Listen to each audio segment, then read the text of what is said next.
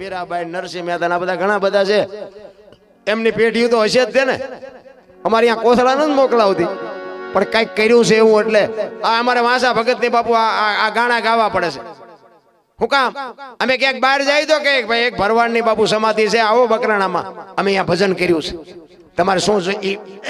એ ધોણીની ચેતના જોઈ હોય તો હાલો કઈ હકી. શું કામ? એને ભજન કર્યું છે. એમ સદગુરુ મહારાજ માથે શબ્દની જો સદગુરુનો ભરોસો હોય ને તો જ આ ભજન સમજાય એવું છે. હું તમને એક જ વાત કરું, ભોળાનાથનો દીકરો કે ગણપતિનું માથું ભોળાનાથે કાપ્યું અને હાથીનું લગાડ્યું. આપણે ફોટામાં જોઈ, મૂર્તિમાં જોઈ, આના ઇતિહાસે બોલે છે. માથું કાપી અને હાથીનું માથું કાપી અને ગણપતિના શરીર ઉપર લગાડ્યું. તો હું એમ કહું છું, કોઈલું કાપ્યું ત્યાં જ નહીં પડ્યું હોય, હાથીનું શું કામ લગાડ્યું છે? અને માણાના શરીર ઉપર હાથીનું માથું ફીટ થાય તમને કેમ લાગે? પણ સે હાસુ આપણા ચકડા ગઈ ગયા એટલે નથી સમજાતું ને કે હાથીનું કાપીને લગાડી શકતો હોય તો કાપેલું ત્યાં જ ન પડે, ન લગાડી શકે. આ સમજવા માટે સદગુરુની જરૂર પડે છે. ગુરુ ઉપર તો બાપુ ભરોસો હોય તો જ બાપુ કંઠિયું બંઠિયું બંધાવી, નકર હું તો ના પાડું છું, કઈ કરતાય નહીં. ગુરુના શબ્દો ઉપર વિશ્વાસ ન હોય ને ભરોસો ન હોય તો ખોટી વાત છે. એટલા માટે રામાયણ, ગીતા, ભાગવત છે ને તમને મને કઈક રાહ બતાવવા માટે ના. એક રામાયણ નો તમને એક સાખી લખી વશિષ્ઠ મહારાજ બોલ્યા છે. ભરતને કહે છે, ક્યારે રામચંદ્ર પરમાત્મા વનમાં ગયા અને ભરત મોસાળમાંથી આવ્યો અને રુદન કરે છે. એટલે વશિષ્ઠ મહારાજ કહે છે કે શું હું ભરત ભાવિ પ્રબળ જીવન મરણ જસ અપજસ નફો અને નુકસાન આ વિધિના વિધાન છે. હું વશિષ્ઠ અયોધ્યાનો રાજગુરુ અને મેં હાજે નક્કી કર્યું હતું કે હવારે રામને ગાદી ઉપર બેહાડવાના અને 12 કલાકની રાત જઈતા ચકડું ભરી ગયું. ભરત આ વિધિના લેખ છે, આમાં હું તું કાંઈ ન કરીએ કે તું શું કામ રોવસ? જીવન મરણ જસ અપજસ નફો અને નુકસાન એ 6 વાત વશિષ્ઠ મહારાજ રામાયણમાં બોલ્યા છે. અને આજે બાપુ આ 6 વાત કોઈના હાથમાં નથી. જીવન શું છે, મરણ શું છે, આમાંથી આપણે આવ્યા એ કોઈને ખબર હોય તો મને આમાં હું શું વાત કરીને દેખાડો કે આપણે આવ્યા તારા આપણી શું દશા હતી, કોઈને ખબર હોય તો કયો. જીવનની ખબર કોઈને નથી. તો આપણે આ દુનિયા છોડીને જેથી જવાનું છે, કેવી રીતે જવાનું છે એ કોઈને ખબર હોય તો કયો. કોઈને ખબર નથી. આ એમ આવ્યા છે, આ અમને જય મળે ને 5 જણા અબજય દે, આ બધા અમને હારા કે જ મળે કે અબજ મળે એનો કોઈ ખબર નથી. કોઈ પણ માણસ ધંધો કરે ને બધા નફા હાટું જ કરે છે, બધા નફો નથી થતો.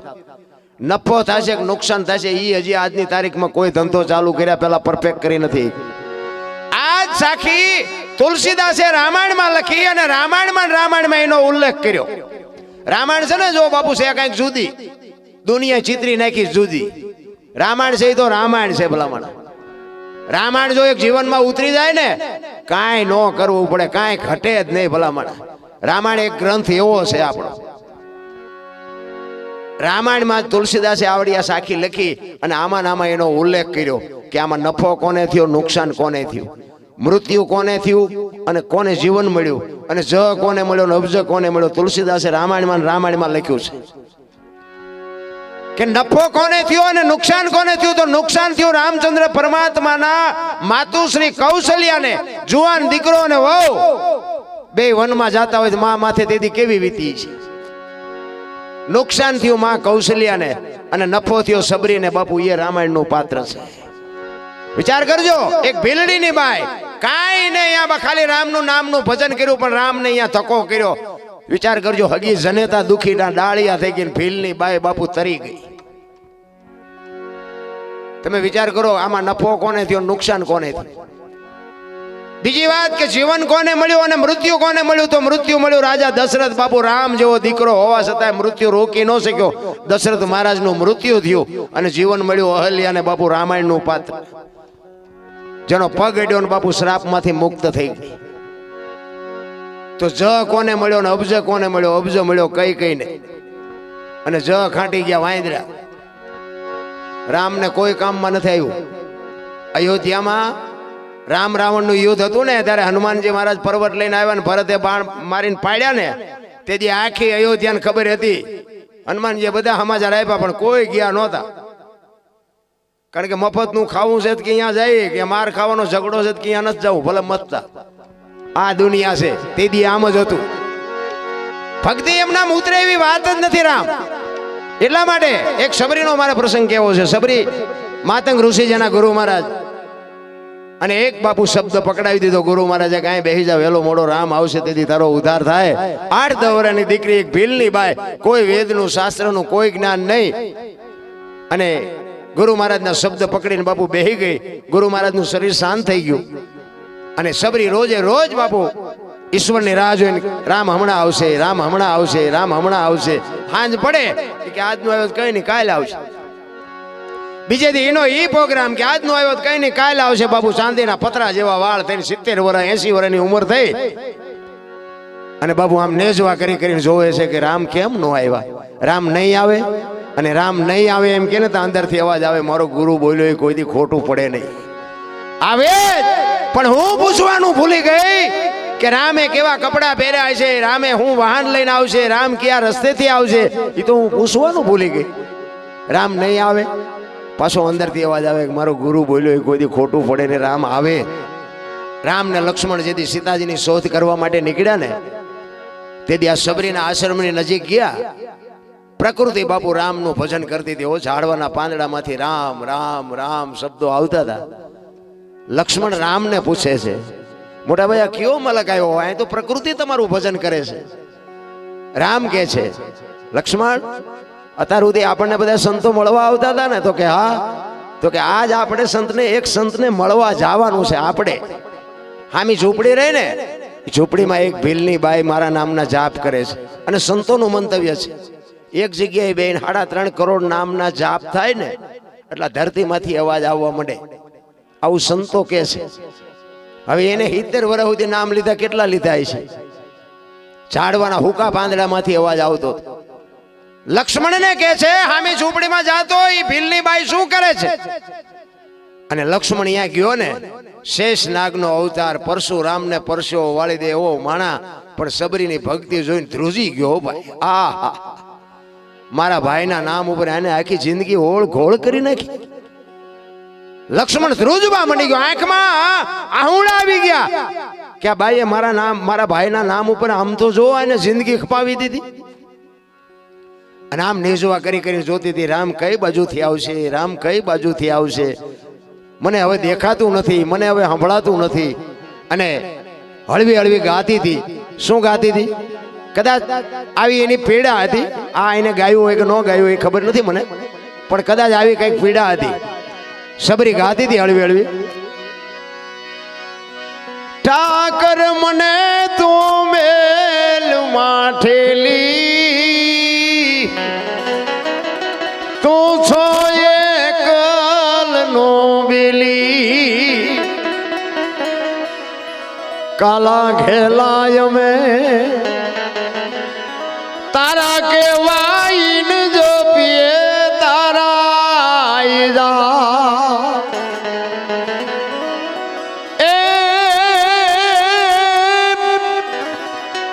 તારી હારે મારે જૂનો નાતો. સબરી કે છે તારી હારે મારો જૂનો નાતો આપણે બધાને છે, પણ આપણે ભૂલી ગયા. નાતો કોને નથી? ઘર હશે ને બધા બાપુ ભલે ગમે એવો માણસ છે, દારૂ પીતો હોય, ચોરી કરતો હોય, જે કરતો હોય, પણ દીવો અગરબત્તી તો કરતો જ હોય. ઈ શેડો હોય તો જ. એવા હાવ નાસ્તિક કોઈ નથી. એ બહાર નીકળ્યા પછી ભલે બધા ધંધા કરતા હોય, પણ ઘરેથી નીકળે અગરબત્તી કરીને નીકળે, દીવો કરીને નીકળે. આ નાતો તો છે પણ ભૂલી ગયા આપણે. એટલે સબરી કે તારી હારે મારે જૂનો નાતો, એ હવે બીજે ક્યાં જાવું બાપ? ઠાકર મને મેલ માઠેલી, તું છો એકલ નું બેલી, મધ દરિયામાં એ મારું વાણ પડ્યું છે ને થાય છે હાલકડો. આપણા સંસારના સાગરમાં બાપુ બધાયના હોડા હેલા જાય છે. મારો નાશ જેની લગામ પકડી છે ને એના કાંઠે પૂગવાના છે, બાકી બળથી બુદ્ધિથી કોઈનું વાહન નથી પોગવાનું. મને તો એમ થાય કે ભલામણા એક જીવન અટાણે કેવું મળ્યું છે આપણને. આપણા ગઢે હોની નોટ નહોતી ભાળી, આ રૂપિયાની પથારીમાં તો અમે બેઠા છીએ. તમે જોવો તો ખરા. મેં હમણાં કીધું એમ છોકરા કાજુ બદામની ઓગઠ કરે છે. 20 જોડી લુગડા હોય ને તહેવાર આવે કે મારે 2 જોડી જીવડાવો પડશે, 20 ને ચા ગુડવા. સમય મારો કહેવાનો અર્થ એ છે. એમાં અત્યારે આપણા ગઢની જે બધી વાતો હતી ને બધી અત્યારે આવે. ઓલા આપણા માલધારી હોય, માલધારી ઈ ઘેટાને આમ કાતરીને પછી ઉપર આમ ફૂમકા મૂકતા હતા, ખબર હોય. ઘેટા ઓલા હાંઠિયા હોય તો હાંઠિયાને એને ઉપર ફૂમકા મૂકે. તો એ તે આ બધા ભણેલા ગણેલા શું ખબર ઈવડા એમને બળદિયા જેવા ગણતા હતી કે આમને બુદ્ધિ જ નહીં, આ બધા અભણ ગામડા વાળાને શું ખબર પડે. એ કે જો ને પેલા ફૂલડા પાડીને કે કેવા રાજી થાય. અત્યારે માણા માથા માથે ફૂલડા પડવા, આઈન પર ટકો હોય ને આઈન પર કાન ઢાંકી દીધો હોય. ઈ જ આવ્યું હોય ને અટાણે. જે માલધારી ઘેટાને કાતરતા હતા ને એમ અત્યારે માણા કતરાવે છે. બોલો. મારા દીકરાનો દીકરો એક છે ને, એને ઓલું જીન્સના પેન્ટ તો ફાટેલા હોય ને, મને એકદમ હમણાં નક્કી થયું. મને એમ હતું કાયદેસર ફાટેલા જ છે, ફાટેલા નહીં કે આ ફેશન છે. એ મારા ટાબરીઓ છે ને, એ મારી પાસે આવ્યો ને, મેં કીધું બેટા તાર પપ્પા જાય ગયા તો કે સુરેન્દ્રનગર ગયા. મેં કહું આવે એટલે મને મારી પાસે મોકલજે. તો મને કે શું કામ છે? મેં કીધું પૈસા ન હોય તો હું આપું બેટા. મેં કીધું તું ભણવા જાસ ને તને ફાટલા કપડા પહેરાવ્યા?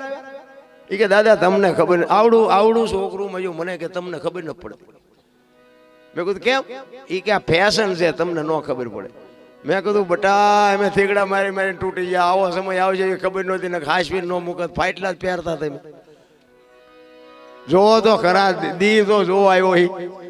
અને ઈ જીન્સના પેન્ટ રહ્યા ને જીન્સના પહેરતા હોય પહેરજો, હું કોઈને કઈ સુધારો ન થાય.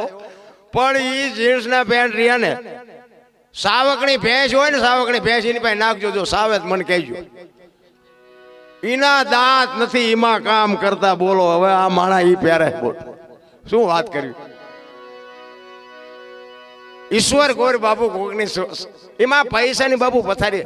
મને એક ભાઈ કહેતા હતા, મને કે સમય કે અત્યારે ગાય ગા જાય. મેં ના ગાય ગા કઈ નથી જતો, જેટલા વાગે ઉગતો હતો ને એટલા જ વાગે ઉગે તો કે પણ એવું નથી લાગતું. પણ મેં પેલા જ ન જાય ને ભૂખ્યા જાય, ખાવા જ નહોતું, ભૂખ્યા દી જાય. હવે અત્યારે તમે 8 વખત ખાવ છો તો તે ધરાતા જ નથી. રાતે ખાવ ને દીએ ખાવ, નકરું ખા ખા ને ખા. તમને એમ થાય કે મારે બેટું કાલ મરી જઈશું ને આ જીવનો આ સમય વયો જાય. એટલે આપણા ગરડા ભૂખ્યા રહેતા હતા, દી ચાથી જતો હોય છે. અત્યારે સમય સારો છે કહેવાનો મારો. આમાં તમને કહું, તમે આ લોઢા ઉડાડી શકો. આ પ્લેન છે એ માણસ જ ઉડાડ્યું છે. આ મોબાઈલ છે વગર દોડે વાતું થાય. બાપુ કેટલું બધું મારી પાસે ગોઠવું છે, આ માણસ જ બનાવ્યું. આ જેટલું દેખાય છે આ બધું માણસે કર્યું છે. અને માણસ છે ને તે બુદ્ધિથી બનાવે છે. તો એ બુદ્ધિ બનાવવા વાળો કેવો હોય છે? તો એન પર આપણે વિજ્ઞાનને માની કે ભાઈ આની આ લાઇટની વાત ન થાય, આ સાઉન્ડની વાત ન થાય, પ્લેનની વાત ન થાય, મોબાઈલની વાત ન થાય. પણ તમને મને બાપુ બુદ્ધિ આપવા વાળો છે એની તો કઈક વાત કરો. એક ભાઈ મને કે આપણા મોદી સાહેબ છે ને, ઈ કે ઓલરાઉન્ડ XYZ કોઈ કામ હોય ને કે ઓલરાઉન્ડ. મેં કીધું હા ઓલરાઉન્ડ હારા છે. મેં ઈ કે એમ નહીં, તમે કોઈ બી કામ. મેં કીધું એમ? તો કે હા. મેં કીધું હું હાથી છોડી દઉં. મેં કીધું એક આંટો વળી આવે. તમને કે ઈ તો નહીં આવડતું. મેં કીધું એક ભેંસ ને મેં કીધું નવાસણું વાળી દઉં. મેં કીધું દોઈ દે. ઘોડાનું મેં સામાન માંડી દઉં. મેં માથે ચડીને આંટો મારી આવે. મને કે હું તમે? મેં ખાટલો દોરીનો ભરવો હોય મેં કોઈ ભરી દે. એવા તો મેં એને 100 કામ ગણાવ્યા. મેં કીધું ઓલરાઉન્ડ તો ઓલો બેઠો ને એ એક જ છે. આમાં તમે અમારા કરતા બુદ્ધિશાળી હશો ને પૈસા વાળા હશો ને બધા હશો, અહીં આવીને કીધું ભજન ગાવું જોઈએ. તમારું ગામ છે તોય તમે જે નથી બોલતા, ભજન શું ગાઓ? આ એવું હેલું નથી. એ તો ગુરુ મહારાજ ની કૃપા હોય, મા બાપ ની કઈ કમાણી હોય ને તો બાપુ આ બાકી હામા ગામમાં જઈ અને તમે આનકરના મોઢે બેઠા હોય ને અમારે હામું બેન બોલવું એટલે અહીં આવીને બોલી જુઓ. તમારું ગામ છે તો બોલી જુઓ, ખબર પડે. જ્યાંના બદલે ફે થઈ જાય, લોહીના ધબકારા વધી જાય. આ એવું હેલું નથી નારાયણ. પણ જેને ભજન પ્રત્યેનો પ્રેમ છે, હમણાં કીધું ને ઓલા ભાઈએ કે પ્રેમ ને વાચા હોત તો જગત જોગી બની જાત, હલકી ને હિમાલય જાત પછી ભગવા પેરી ભૂદરા. પ્રેમ છે ને એ 18 અક્ષરનો મંત્ર છે. પ્રેમ હોય અહીંયા પરમેશ્વર પ્રગટ થાય. કોકના ઘરમાં ભડકા કરવા એને પ્રેમ ન કહેવાય, એ વેમ છે, એ ખોવાઈ જવાના ધંધા છે. બાકી તો બાપુ એક દુનિયામાં નામ જોતું હોય ને તો મહેનત કરવી પડે. એમ નામ ન થાય. આ એક બુસટ હોય ને એને ઉજળો કરવો હોય તો હાબુ જોવે, પાણી જોવે, ધોકાવો જોવે, મળવો જોવે, મેલો એની હાથે થાય. ખરાબ તો ઇમનામ થઈ જવાય. સારું થવામાં મહેનત કરવી પડે. એનો એક દાખલો અમરેલીનો મૂળદાસ લુહારનો દીકરો, હાંજનું ટાણું હતું ને, એ સંત બાપુ એ કુવાના કાંઠે બેઠો બેઠો માળા કરતો હતો અને એક જુવાન દીકરી કુએ પડવા આવી અને બાપુ જોઈ ગયા. બાપુને એમ થયું કે દીકરી આવે છે ત્યારે રાતનો ટાઈમ છે અને ઉતાવળી ઉતાવળી આવે છે, હમણાં કુવામાં પડશે. બાપુએ દોડીને હાથ પકડી લીધો. હા હા બેટા શું કામ? એ કે બાપુ મને મરવા દો, મારે મરી જવું. પણ શું કામ? એ કે બાપુ મારા જીવનમાં એક ભૂલ થઈ ગઈ છે, મારે મર્યા સિવાય ઉધાર નથી. તો કે પણ આ મરીને બીજી ભૂલ કરવી છે. તો કે પણ શું કરું બાપુ, મને કઈ સૂઝતું નથી. પણ કે તું વાત કરી તો ખબર પડે ને. એ કે બાપુ મારા પેટમાં બાળક છે ને એના બાપનું નામ લઈ શકું એમ નથી. જો લઉં તો મને જીવવા દે, પણ લઈ શકું એમ નથી. અને તેથી આ ભારતનો સંત એક મૂળદાસ એમ કહેતો હોય કે તારા પેટમાં બાળક છે એના બાપનું નામ લે તો તને જીવવા દે? કે બાપુ તો જીવવા દે, પણ હું લઈ શકું એમ નથી. અને તેથી આ ભારતનો એક સંત બાપુ એમ કહેતો હોય કે તું તારું બાળક જો બચી જતા હોય ને તો અમરેલીની બજારમાં જઈને કાલ કહી દેજે કે મારા પેટમાં બાળક છે એનો બાપ મૂળદાસ છે, કહી દેજે જા. ઈ કે પણ બાપુ તમે જાણતા નથી, અમરેલી તમને મારશે. ઈ કે મને ભલે મારે, તું તારું બાળક તો બચે. આ સંત કરી કે તમારી મારી તાકાત નથી. રામ ઈ હવારમાં ખબર પડી કે આ દીકરીના પેટમાં બાળક છે એનો બાપ તો મૂળદાસ. આ જગત બાપુ હાથીની અંબાડીએ ચડાવીને ક્યારે ગધેડા ઉપર બિહારે કોઈ ભરોસો નથી. રામ ઈ બાદા બાપુ બાપુ કરતા હતા ને બાપુ ગધેડો મગાવ્યું, જોડાનો હાર પહેરાવ્યો, માથે મુંડન કરાવ્યું ને અમરેલીમાં વરઘોડો કાઢ્યો હો મૂળદાસ. અરે આવા બાવાની કંઠીઓ બંધાય, આવા બાવાને આમ કરાય આમ કરાય. આ જગત ભાઈ ઠેબી નદીના હામા કાંઠે બાપુને મૂકી આવ્યા ને ત્યાં એક ઝૂંપડી બાંધીને રહે છે. હવે આ વાત ઉડતી ઉડતી જામનગર દરબાર, જામનગર સ્ટેટ એને કંઠી બંધાવેલી અને એને આ વાત ઉડતી ઉડતી આવીને એને એમ થયું કે આવા બાવાની કંઠીઓ બંધાય વગર જોઈ બાપુ કંઠી તોડી નાખી. આંખે જોયેલું ખોટું પડે, કાને સાંભળેલું તો પડે. આંખે નજરે જોયું હોય ને તોય બાપુ ખોટું પડી જાય. આયા મૂળદાસ ને વિચાર થાય કે આ જગત ન સમજી શકે, પણ ઓલો ગમે એમ તો રાજા છે, એ મારી વાતને સમજી શકે. જામનગર જઈને બાપુને વાત કરું. અને અમરેલી થી જામનગર જાય. જામનગર દરબારગઢમાં ગયા અને કીધું કે મારે બાપુને મળવું છે. એ કે બાપુ તો ઘરે નથી. તો કે ક્યાં ગયા?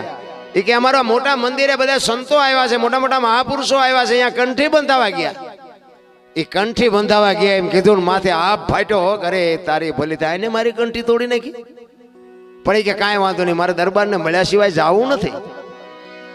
અને ત્યાંથી દરબારગઢથી બાપુ મોટા મંદિરે જવા નીકળ્યા. રસ્તામાં એક મરેલી બિલાડી પડી છે, બચડા દૂધ વગેરેના ટળ વળે છે. અને મરેલી બિલાડીને બાપુ જોડીમાં નાખીને આવ્યા. અહીંયા બધા સંતો બેઠા છે. હેગડા ઠઠ કચેરી ભરી હતી અને અહીંયા આવી અને બધા બારા કાઢે છે કે એટલે ઓલો મૂળદાસ આવ્યો, અને બારો કાઢો બારો કાઢો. સંતો કહે છે એટલે પછી શું કામ છે? તો કે ઓલો મૂળદાસ આવ્યો એને બારો કાઢી. કે આવવા દો એને કઈ કામ હશે. મૂળદાસ ને અંદર બોલાવે છે. એ કે શું આવ્યો મૂળદાસ? એ કે બાબુ મારે કાંઈ કામ નહોતું, હું તો અહીંથી નીકળ્યો હતો, પણ મેં એવું સાંભળ્યું કે મોટા મોટા સંતો આવ્યા છે, એટલે એક મરેલી બિલાડી પડી હતી ને બચડા બચારા દૂધ વગેરેના ટળ વળે છે. એટલે મને એમ થયું કે આ મોટા મોટા સંતો આવ્યા, બિલાડીને જો જીવતી કરે તો બચડા દૂધ ભેળા થાય, એ હાટું આવ્યો, બીજું કઈ છે ને. એમ કહીને મરેલી બિલાડી બાપુ ડાયરા વચ્ચે બારી કાઢી મૂકી હો. આખો ડાયરો મીડો દાંત કાઢવા. ઈ કે મૂળદાસ મરેલા જીવતા ન થાય. તો કે નકરી આરતી જ ઉતરાવી છે, મરેલા જીવતા ન થાય મૂળદાસ. ઈ કે તને અમરેલીએ જાકારો આપ્યો ને એટલે તારું સહકી ગયું છે, મરેલા જીવતા ન થાય. કે ના બાપુ જરાય સહક્યું નથી, બરોબર કમ્પ્લીટ જ છે. કાં એને બેઠી કરો ને કાં પછી લાવો કમડળ મારી પાસે. વિચાર કરજો તેથી કેવું ચિત્ર છે. ઈ કે બાપુ આને બેઠી કરો અને ન થાય તો પ્રગોટીનો મરણ બદલ્યો. ઈ કે લાવો કમડળ મારી પાસે.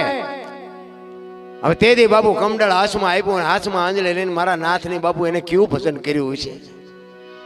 હે દીનબંધુ દયાળુ, હે પરમ કૃપાળુ પરમેશ્વર, તન મન ધન થી મેં તારું ભજન કર્યું હોય, હાથે પાતાળમાં જો ક્યાંય ડાઘ ન હોય, કોકના દુઃખ જો મારી માથે લીધા હોય તો આ બિલાડી બેઠી કરજે. જો બિલાડી બેઠી ન કર, મારા ખોળિયામાં જીવ રહેવા દઉં તો હું મૂળદાસ નહીં. એમ કહીને અંજળી સાટી અને બિલાડી હાલતી થઈ જાય. ડાયરેક્ટ દશા શું થઈ છે. જામનગર દરબાર એમાં જ બેઠા હતા. એને એમ થયું ખાલી કંઠી તોડીને મેં ભૂલ કરી છે, આનું પાપ હોય ને હોય તો બિલાડી બેઠી થાય નહીં, પણ હવે તોડી નાખી, હવે હું કરું?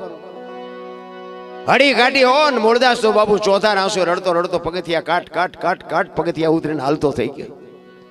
દરબાર ધોડ્યા હો, એ બાપુ ભાર્યો, એ બાપુ ભાર્યો, પણ મૂળદાસ ઉભા નથી રહેતા. ધોડીને આગળ જઈને લાકડી પડે એમ પડે પગ ઝાલ્યા હો.